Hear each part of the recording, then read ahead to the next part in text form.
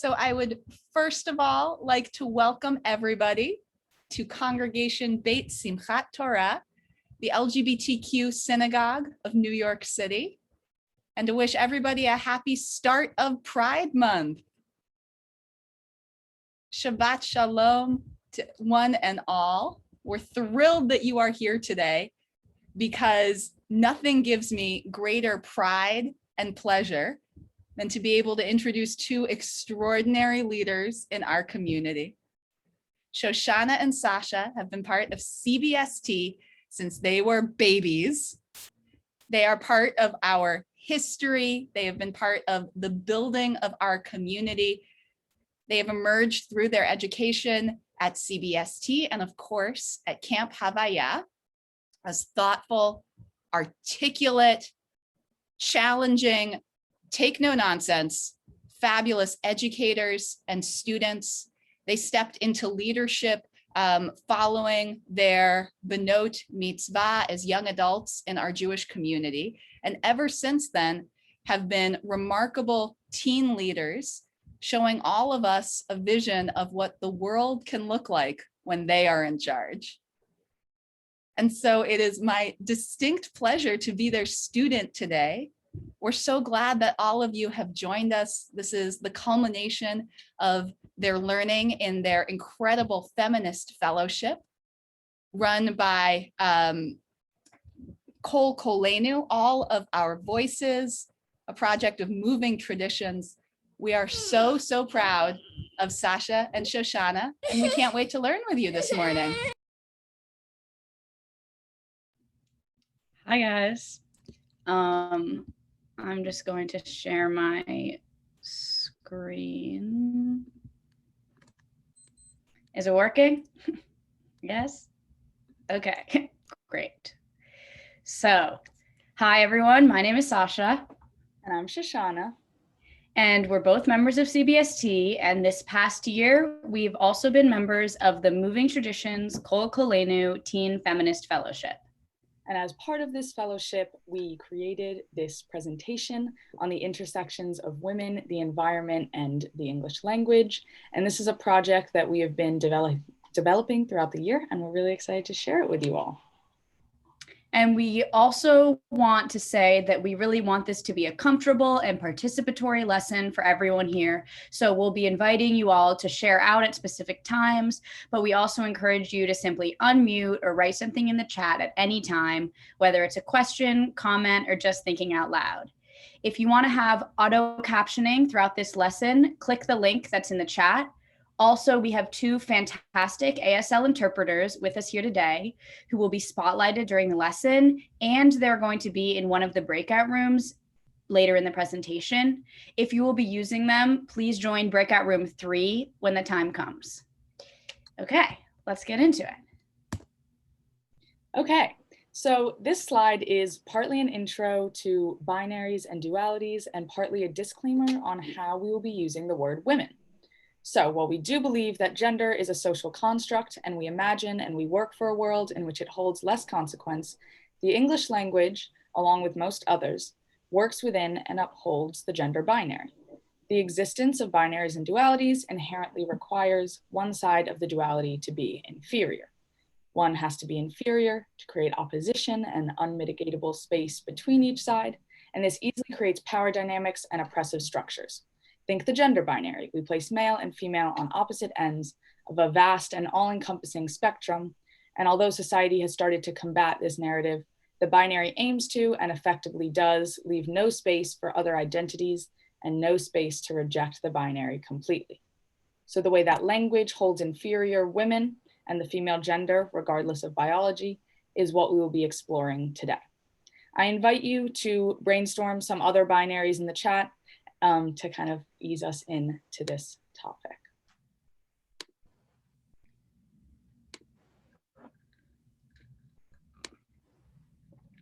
Okay, so keep thinking about that, but we are going to continue. Feel free to continue putting things in the chat. I can't actually see the chat, but I believe in you. So we first want to touch on why language is so important. Not Language is the key in the binding and communication of culture and ideals.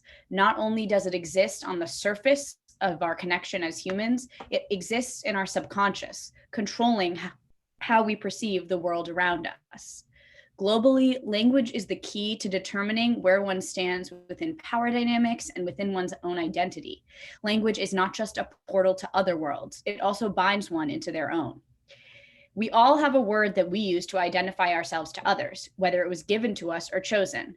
Take a minute to look at your name, maybe even on the little name thing on the Zoom. Think about how or if it represents you.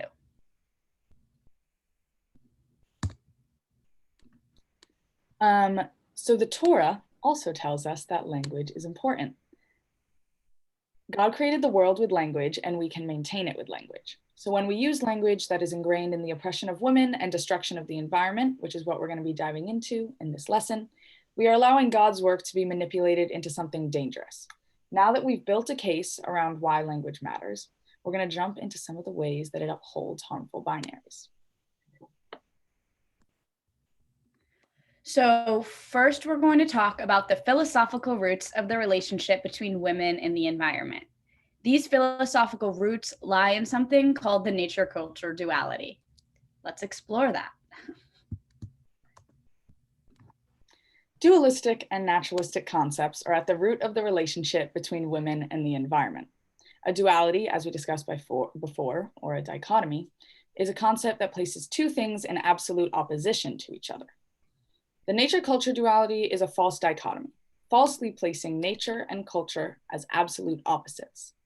This means that human development is regarded as disconnected from the natural world and the natural world as unaffected by our development, giving way for the disregard and exploitation of the environment that we see all around us.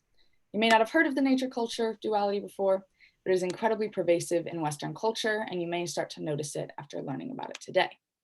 The other unique thing that the nature-culture duality does is deem women to the nature side of the dichotomy and men to the culture side, placing women to be regarded as farther from culture, civilization, and rational thought. This concept is, of course, false, but how it is perpetuated through our language and what its effects are is what we're going to be looking at today. You can see our little homemade nature-culture duality up on the screen. So does anyone have any ideas of any effects of this duality that they've seen? What are some ways that you've seen this phenomenon materialize?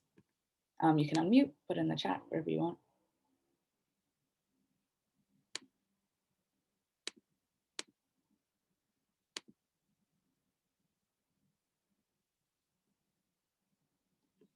Oh, you're not allowed to unmute. Can someone address that? Yeah, we're enabled now. Oh, okay. You should be able to unmute yourself now. Feel free to share ways, materializations of the nature-culture duality. Well, I know you guys are like getting into the whole language thing, but I think like the way that we describe nature tends to be similar to the way that we describe women, especially when it's not kind of serving the purpose that it's supposed to. And I feel like the language that we use to describe both women and nature tend to justify the exploitation of them. Yeah, I think there's like definitely a lot there. Yeah, I also see someone in the chat talking about men being in the public sphere, whereas women being in the private. That's a really good point. Right, so there are a lot of examples of this. You know, you can think about the devaluing of women's voices and ideas in classrooms or workplaces, or like in terms of motherhood, etc. Well, so this duality parallels other long-held Western dualities, such as slave and master, animal and human, non-white and white, or rich and poor. These dualistic ideas lay the groundwork for oppressive structures and societal norms.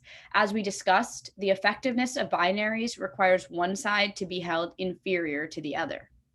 Notice that in the list of examples, the first in each pair of terms is held as closer to nature and farther from culture, civilization, or rational thought. The nature-culture duality can be seen as an umbrella duality that fits over any other ones. The exploitation of nature and animals is justified by feminizing them. The exploitation of women is justified by naturalizing them. This is a quote from Karen Warren's Feminist Environmental Philosophy that sort of sums up everything that we've talked about thus far about the relationship between nature and women and the oppression that stems from that relationship. And we're going to look at some examples of how this concept is perpetuated specifically through the English language, which some people were bringing up a few minutes ago. So how does this concept materialize in language? Well, the English language feminizes nature in cultural contexts that accept the nature-culture duality, and then animalizes and naturalizes women in these cultural contexts. So feminizing nature and naturalizing women. Can anyone think of examples of this that come to mind, either in language or otherwise? So ways that our language feminizes nature or naturalizes women. Feel free to put your ideas in the chat or unmute. And I'm going to stop my share so that we can all see each other for a moment. Also, feel free to use this as an opportunity to ask any questions, make any comments about anything we've talked about thus far. Right, I'm reading all of the chats from before. Great, love them.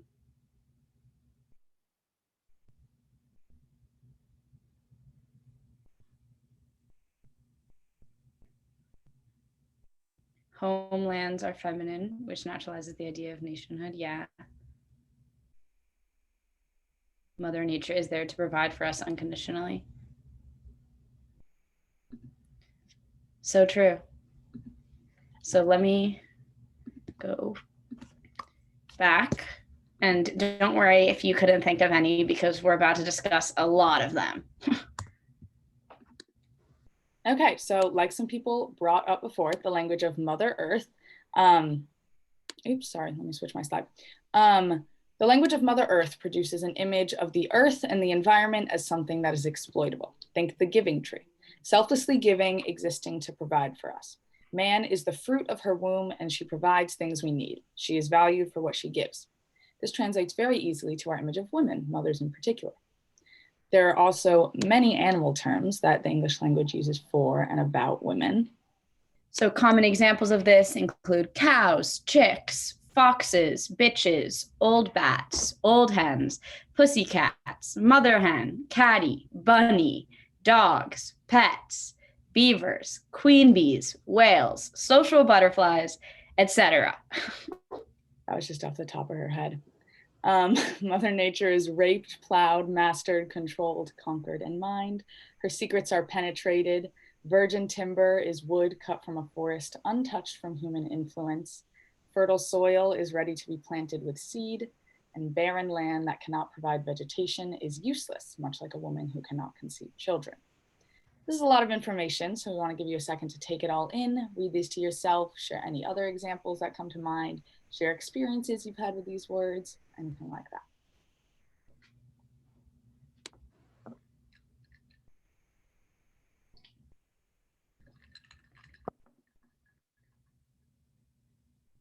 All right.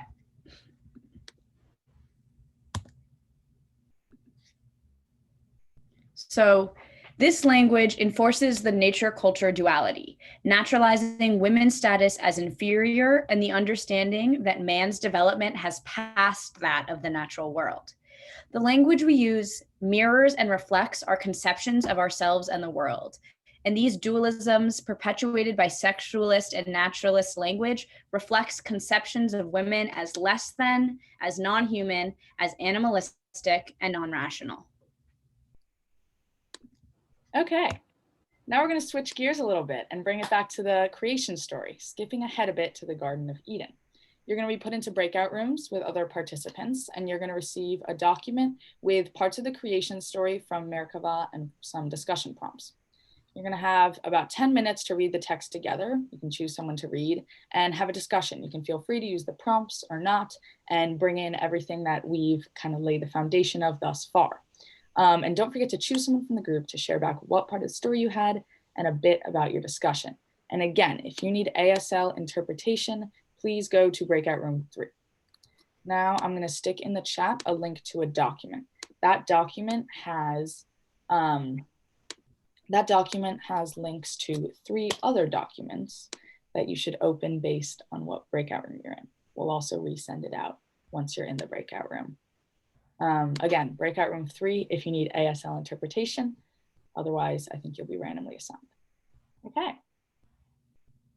Have great discussions, guys.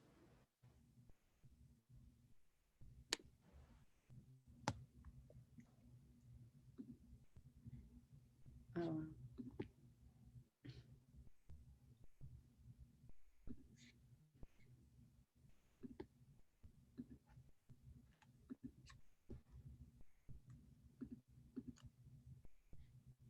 If you need to be assigned to a breakout room, let us know.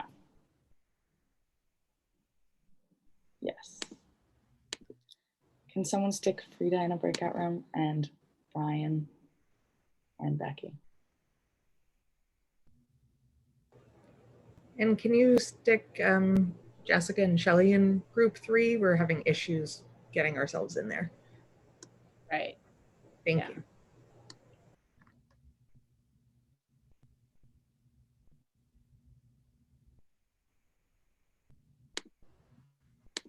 Hi, it's Lance and Larry Parker. Are you able to put us in group 3 as well, please? Yeah, for sure. Thank you. Hi, this is Mandy Shannon, the interpreter. I need to go in room 3 so I can be interpreting. Yes. Very good.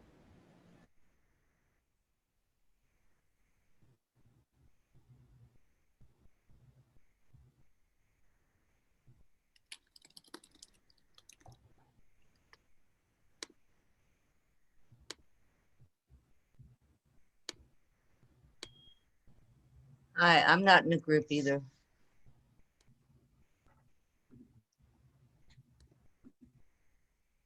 Thanks. Yeah, everyone will be added. It's like a messed up Zoom feature where only some people can add themselves to breakout rooms and others need people to be added.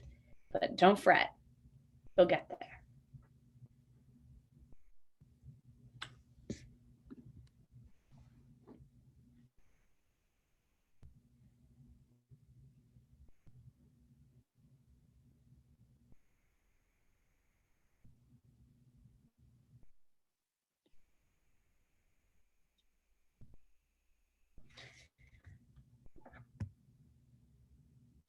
Well, Shosh, I'm going to start a timer.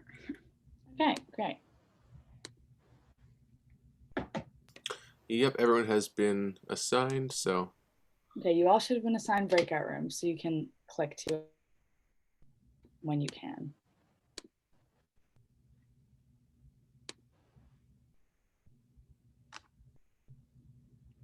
So it should be just a little request right in the middle of your screen. But if you're having trouble with it, please let us know.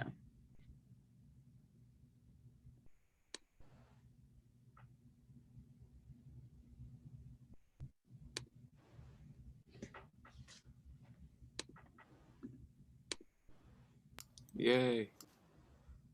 I think everyone got it.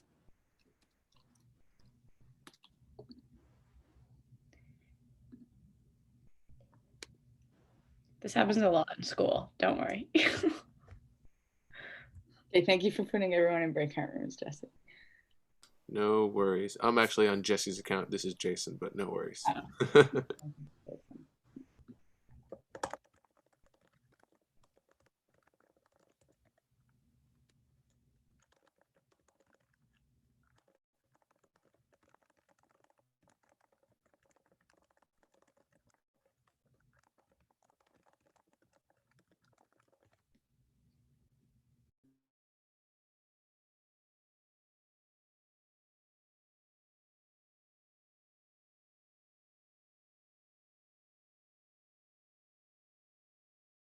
Do you think we should remove them?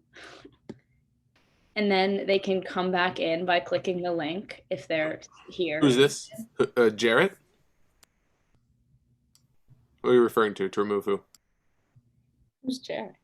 The Who? person in the waiting room. I think they need to have a first and last name to come in. Oh, I meant the people that are here that haven't seen the request to go into breakout rooms because they probably stepped away from their device for a moment. Oh, you know what it is? No, they've got the request. It if I hit move to, it might work, but they are all assigned. They just haven't joined yet. Let me, those ones who haven't joined, let me just see if I can jostle them, and I'll say move to like room 3, for example. And maybe that will. I'm sure they're seeing their, I'm sure their computer is showing a request. It's just not. Mm-hmm. Yeah, let me I'll give them a nudge here. See if they can move to another room. Softer curling. Yeah, okay, so I updated all those, and hopefully they see that. Sometimes people step away too. Yeah.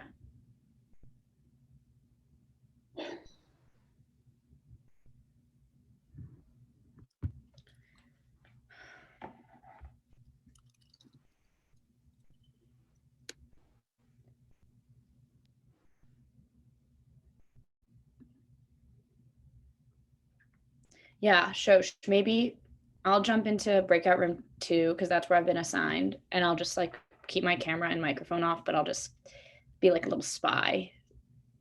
I think I don't know which one I was assigned to. Do you want to go to another one? Which one do you want to go to? Can you send her to 1? Sure. So Shoshana 1 and Sasha 2?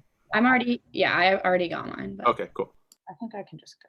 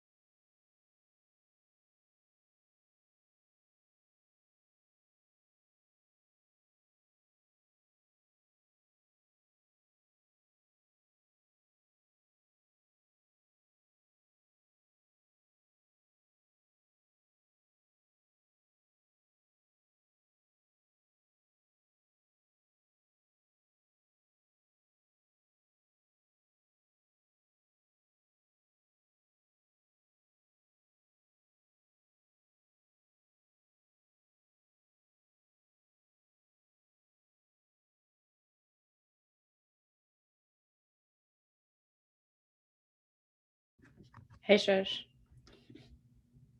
Hey. Well, group 2 is doing fabulous. They're absolutely killing it. My mom is just teaching group 1. They're talking like, about... I actually see a lot of value in this term, and I think that blah, blah, blah. Well, Violet was and Ada were talking, and then this woman shared this thing about mikvahs, and then they were talking about this op-ed they read in the New York Times. Oh, Jason, I know who Jared is. Is it okay if I let him? Yeah, let him. That's fine. I'll let him in. And I'll put them in group. Let's just do the fun group, number 3. Jared. Fun group. Number 3. Can you send me to group number 3? Like a Sure.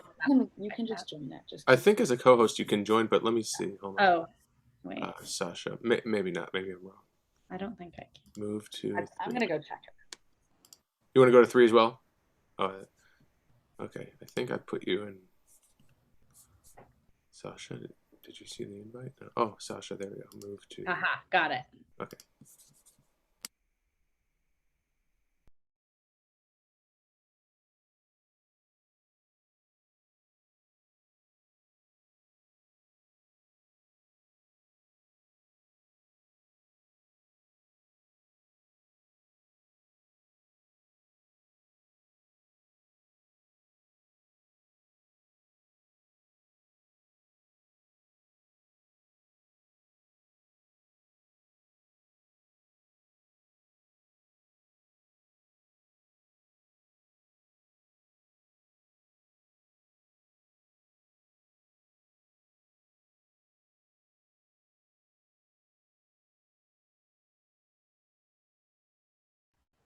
Okay, I think we should send a message back. Yeah, I am right now. How much time do they have left? 3 minutes. And just like remind them to make sure somebody will talk about what they already did. All right, perfect. I hope it works. Like, I don't see the broadcast, but it's Yeah, I just saw it. I Here. see it. okay, great.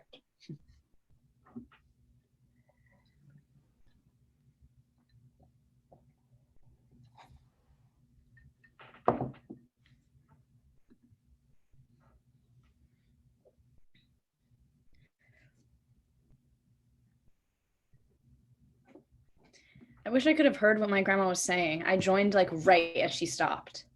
She was talking about how it's gotten like the pain of childbirth has gotten better since biblical times. I was like, right on the nail head, Barbara. That's real You read our suggestion talking points. Clearly.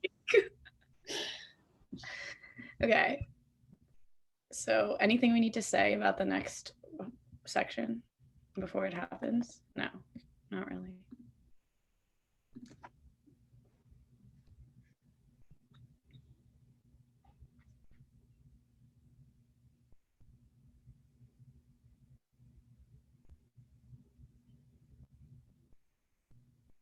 So once I hit close, it'll give a 1 minute warning. So let me know when you're ready for that. Right. I think you can hit close now. No. Okay, cool. Oh, wait. No? Okay, just kidding.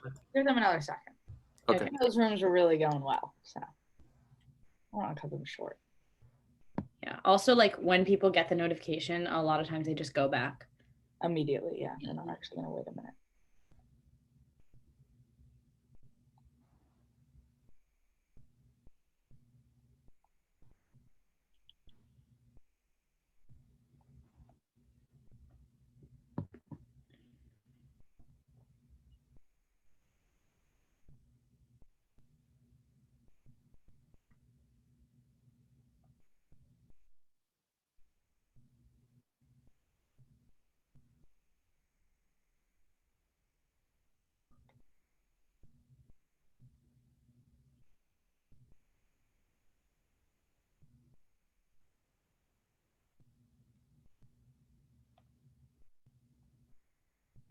Okay, I think you can send the thing back now.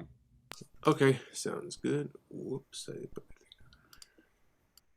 put my camera on back. Okay, close all rooms.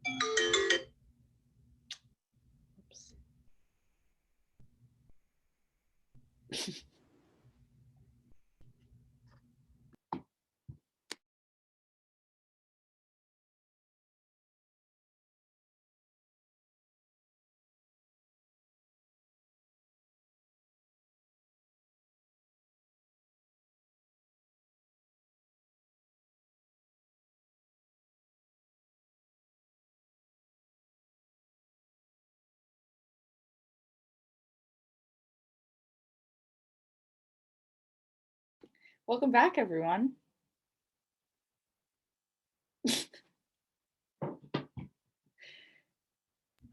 Okay, I'm just going to reshare my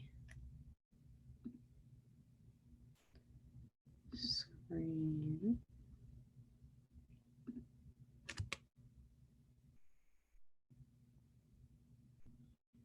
Oh, okay. All right. Let's jump back into it. Okay, so welcome back. I hope you all had meaningful discussions. We have a bunch to get through in this section, so we're going to make this a little bit of a lightning round. So can a volunteer from breakout room 1 take like 30 seconds to a minute to summarize what they read and what their group discussed? Yeah, so I don't actually know what this section was called, but it was basically describing the process where like this time it is from my bones and from my flesh, this will be called women. And we, like, one of the things we kind of picked up on was that the emphasis on this time kind of is kind of like a hint at Lilith, the first wife, who was not kind of able to be dominated and controlled by Adam. And so I think I don't know, we were kind of talking about like the relationship between like, you know, if it's coming from your bones, there's kind of this ownership in a way over the woman, because, you know, it's yours. But it's interesting because I was saying how it feels so not separate in a way that woman like comes from the bones of man. So I don't know. We were kind of like grappling with that. Fantastic. Very interesting. I love that you all talked about Lilith. I love talking about Lilith, which we did not do in our analysis, but I'm glad you did. So, right, like God knows Adam, the first human, needs a companion. And after deeming all of the animals of the garden unfit, God creates woman from Adam's rib with the intent of creating a helpmate to correspond to Adam.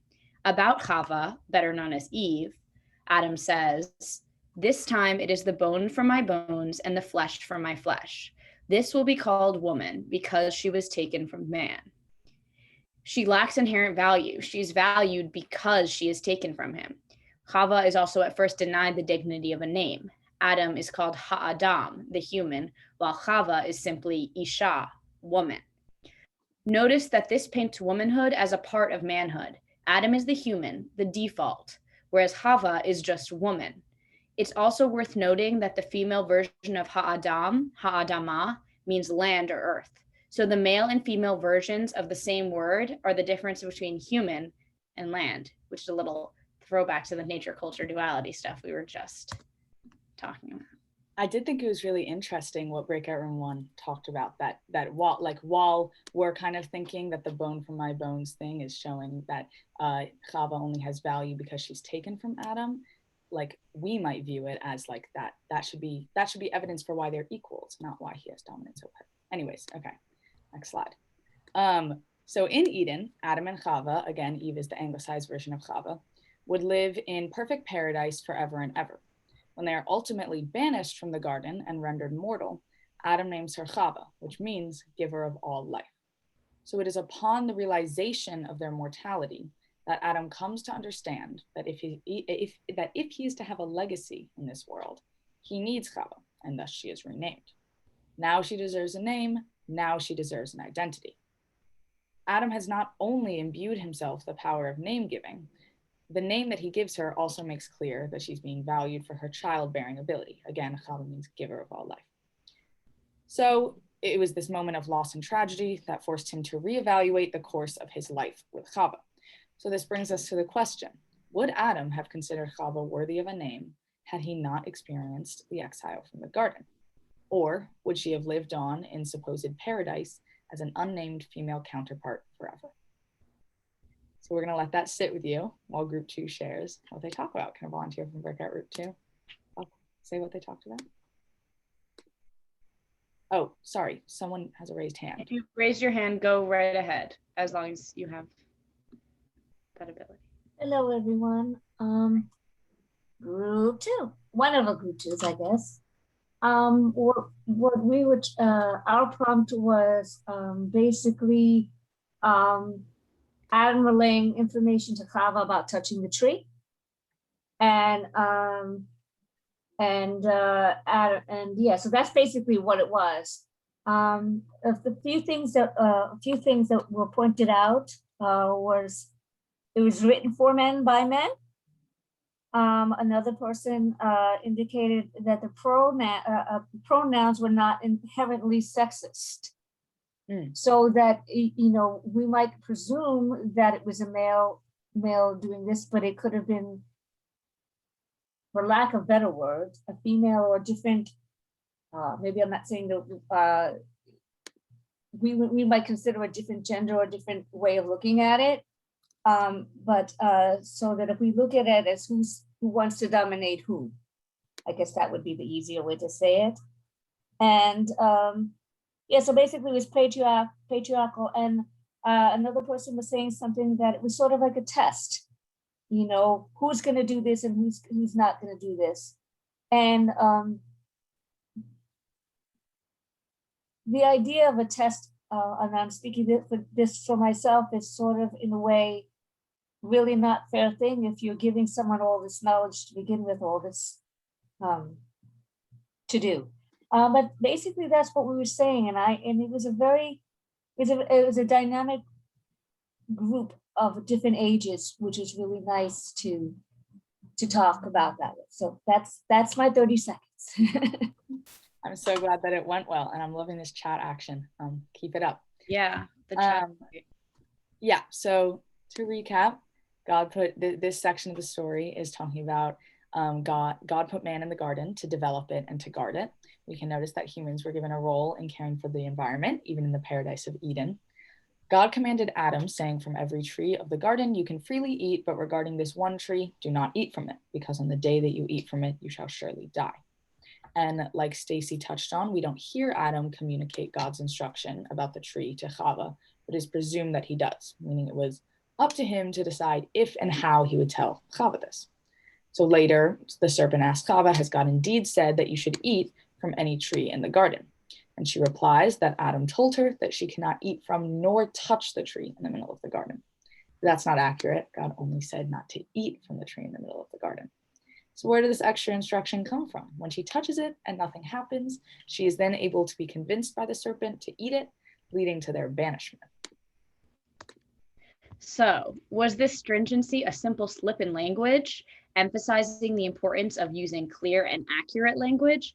Or perhaps did Adam go on a little power trip and add this extra rule? God is to Adam as Adam is to Chava, a relationship of dominance. It's clear that Chava is in no way his equal to whom he should be clear and accurate. But who created this relationship of dominance? God only relayed these instructions to Adam, who then relayed them to Chava. So was this just a matter of who was in the garden first? Or was God purposely establishing or building upon a relationship of dominance between the two? What do you think? Any thoughts, ideas, questions, comments, concerns, etc. on this? Power trip for sure. Any other ideas? Very much up to interpretation. Let's hear it.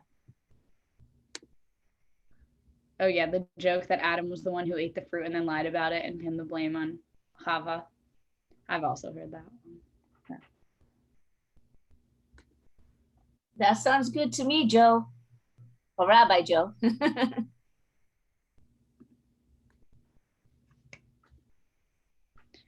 All right. So thank you for sharing. So now can we have a member of group 3 summarize what they talked about in their breakout room?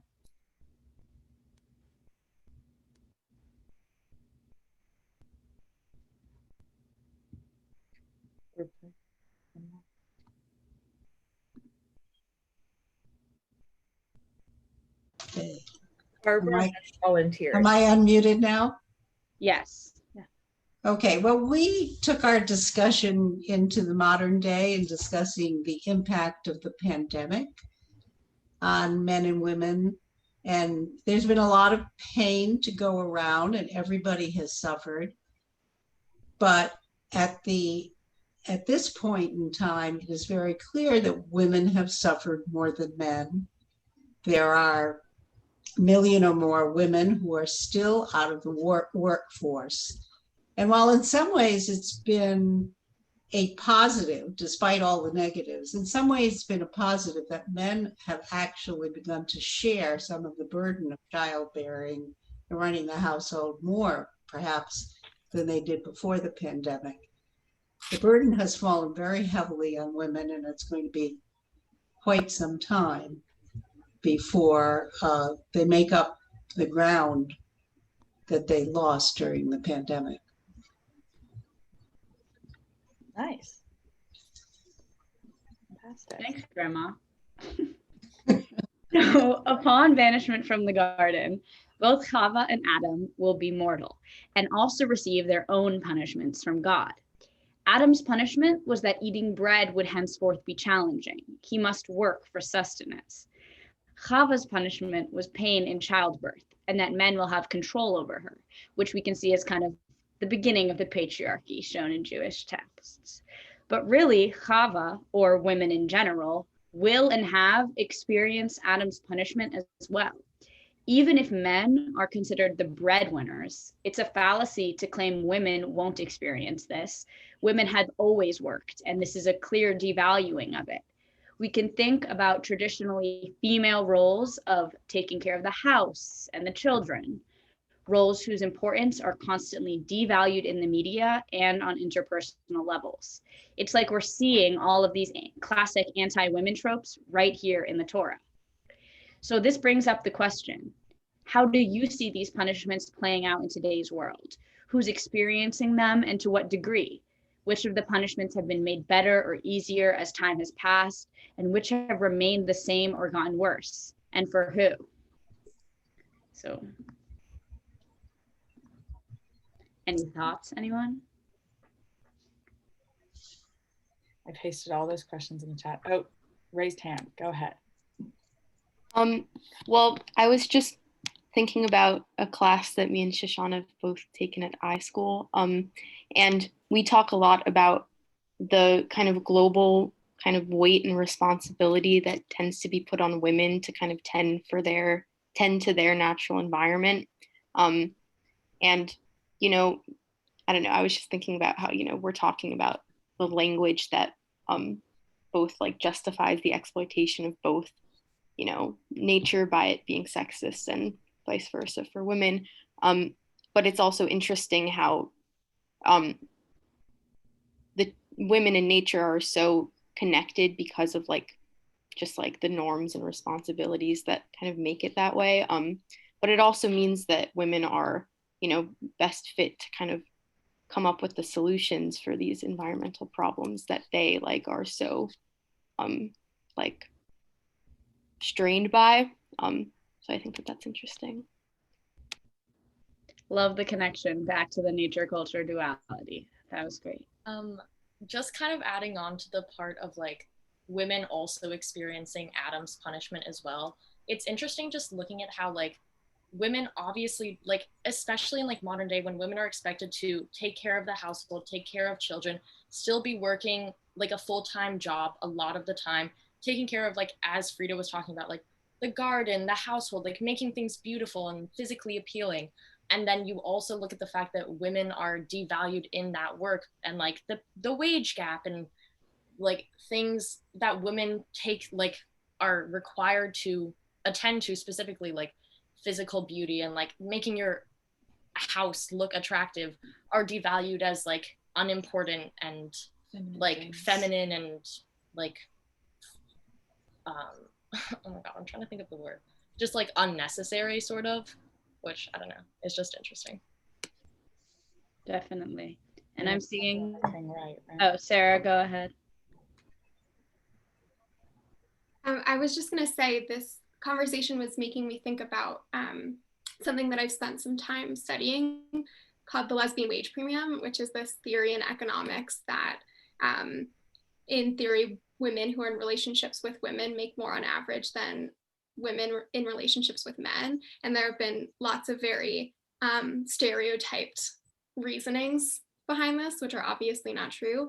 And I did a study on this and found that essentially the reason why that gap exists is simply boils down to the distribution of household labor.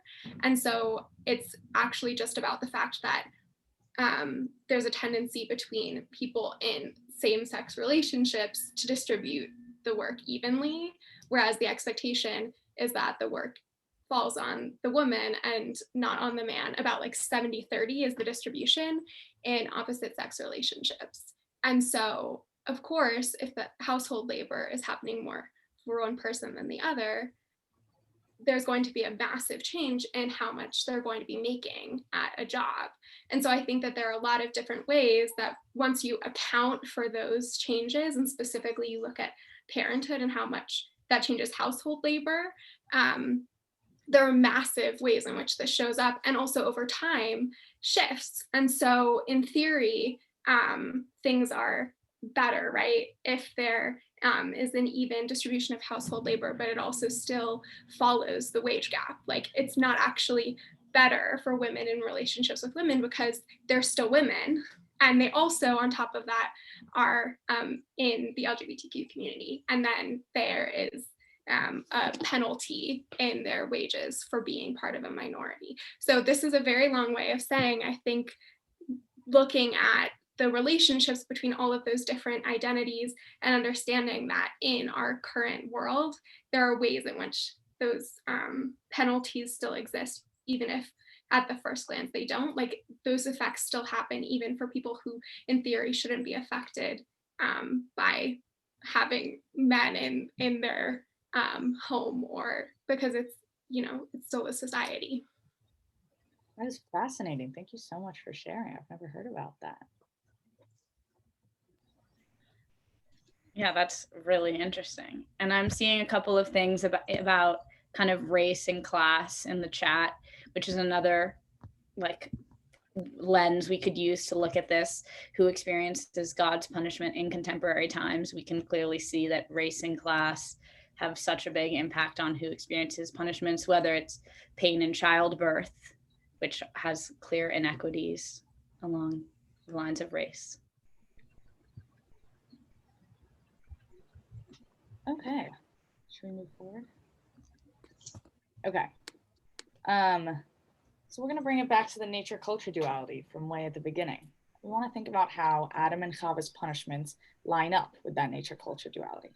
So not only do these punishments seem unjust, inequitable, and devaluing of women's work in all of the many and complex ways that we've been talking about, they also uphold the concept of the nature-culture duality. The difference between Adam and Chava's punishments enforces a perception of men as developers and breadwinners, and a perception of women as the opposite, as well as literally laying out their inferiority to men. So again, we can sort of see this nature-culture duality as an umbrella over other concepts and ideas and events that define the difference and the inequities between men and women's place in this world. Yeah. So, woohoo! Now we've arrived at the end of our presentation. So this is a little wrap up of what we've gone over this afternoon. So first, language is key in the binding and communication of culture and ideals. 2, there are fundamental dualistic and naturalistic ideas and systems at play in the relationship between women and the environment, justifying the oppression and exploitation of both. 3rd, we can see these harmful ideas reflected in the language we use. Language is key in upholding them. And 4th, we can see examples of this language in the creation story, serving to undermine Chava in various ways, such as her lack of autonomy and the punishment she receives. So we need to circumvent these ideas in our language, changing and removing parts of our language that perpetuate these ideas that serve to oppress and exploit women and the environment. Thank you all so much for coming. We hope you come away from this feeling like you've learned a lot, both from us and from the other participants. What we want to ask of you moving forward is that you talk about these ideas, bring them up in your discussions of the patriarchy, the environment, and the creation story. Think about the words you use and the words in the world around you and how they uphold the nature-culture duality and perpetuate patriarchal and capitalist agendas. Keep thinking about them and noticing them and expanding upon them. And as we mentioned earlier, this project was developed as part of our participation in Moving Traditions Koleinu Teen Feminist Fellowship, and none of this would have been possible without them. We want to extend our thanks to Jess, our mentor, who is with us every step of the way with her notes and her support, to Sarah, a colleague of Jess's, who helped us out with the biblical text, to Jen, our Northeast cohort leader from Moving Tradition, who created an amazing space for discussion and project development every month for the past year, as well as all of the other program leaders and organizers at Moving Traditions.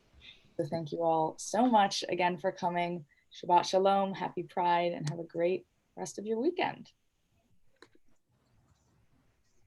Hooray for Sasha and Shoshana. Woo. Amazing. Absolutely staggering. I want to give the opportunity to Jess, who has done so much in the preparation and the planning of this entire program, our representative from Koleinu and from Moving Traditions, to offer a couple words before we close out this afternoon. Thanks so much. Just shkoyach and mazel tov to Sasha and Shoshana.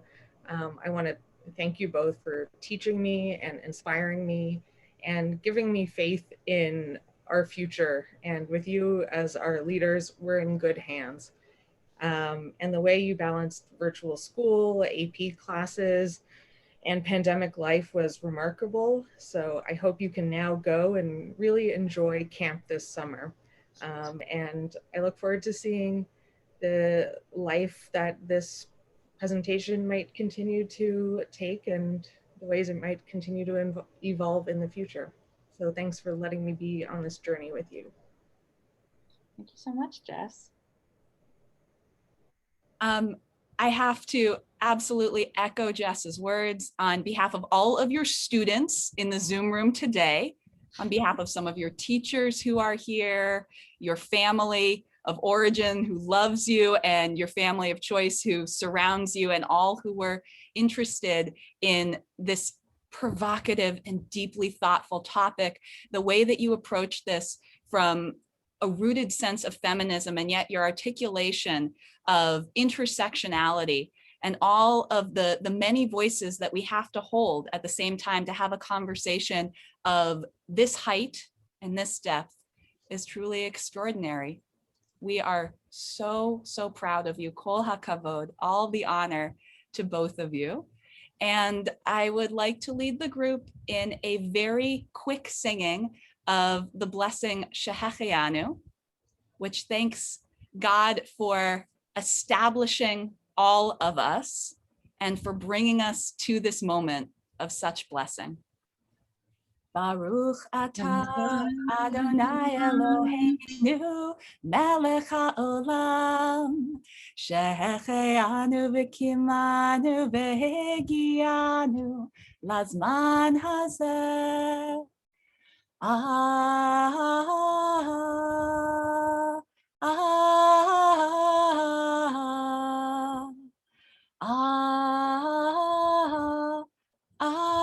Amen. Mazal tov to these two extraordinary teachers.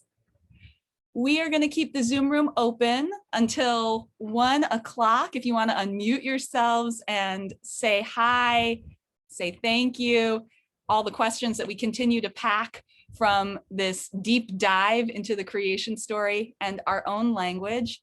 Thank you, Shoshana and Sasha. We owe you an immense amount of gratitude and appreciation.